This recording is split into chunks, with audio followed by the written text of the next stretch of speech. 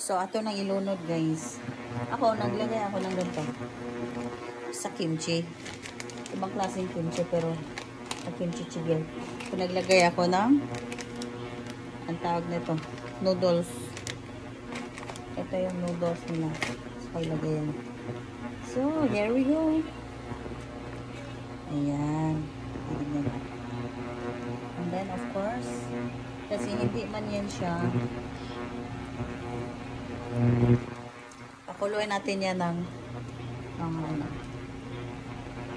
So, beef na lang yung nilagay ko. Kasi wala nang pork dito. Ngayong nawala. Di ko alam bakit nawala. So, instead na pork, kasi pork man yung natin, beef. Diba? Sarap naman yun siya. Kimchi chicken. And then, lagyan ko ito. Iubusin ko ito. Ito pinakagusto ng aking Korean. Ayan. Timplado naman na siya. So, in just 3 minutes then it's done. Luto na. Makakain na ako ng bonggang-bonggang kimchi chicken na homemade. Kasi mas masarap naman talaga kung sa bahay.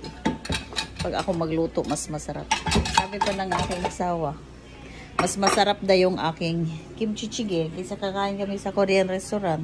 Oo nga naman, kasi homemade eh. May kasamang pagmamahal at saka karaw-karaw sa mga kamot. Eh, lalong sumarap. Mga parat-parat sa mga kamot pak, na-apel dito rin lami. Mga sa coco pak, lami. Diyan. Monang ang homemade nga niluto, guys. The best gid siya kay kauban. Ubanan man siya mga kinamutan man na siya apil. Mga parat-parat sa kamot nga naning lami.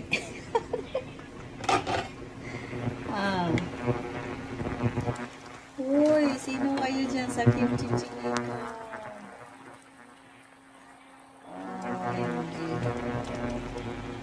Diba? May kasamang japchae. Japchae noodles iti.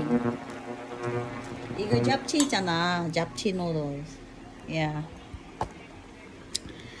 So, stress masyado yung aking hair, mga amiga, pero carrier na siya. Basta nakakimchi-chigi ako for today's video. Oh, I miss talaga. Really, really.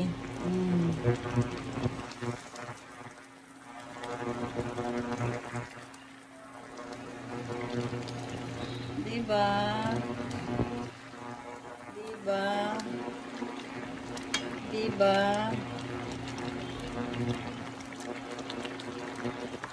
Malupigan ang Korean restaurant. Ani murag di kumubaw-mubaw gikan ako nilutuan. Syempre, I love myself and I love my own cooking. Oh, sarap. Okay, that's all for today's video. For today's video actually is kimchi jjigae.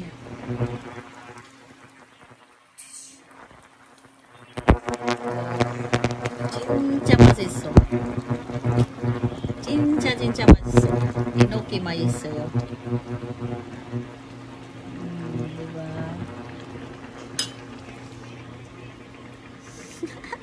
잘 먹겠습니다.